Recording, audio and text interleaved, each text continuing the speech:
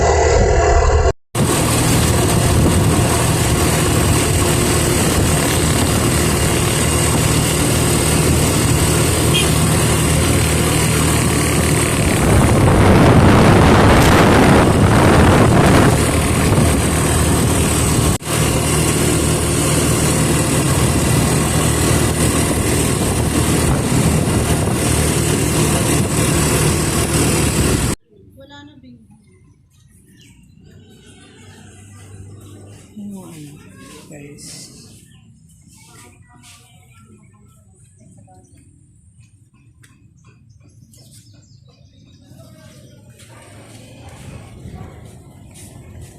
Meron. Sarap. Magkano lahat kaya? Magkano na to? Kasama itong melon.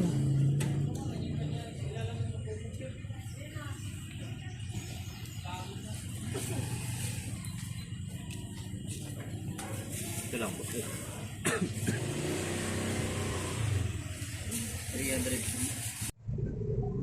Okay, gutom. Nakauwi na tayo. So, hinaba-haba ng mga biyahe natin. So, ito yung mga napamili natin, guys, no?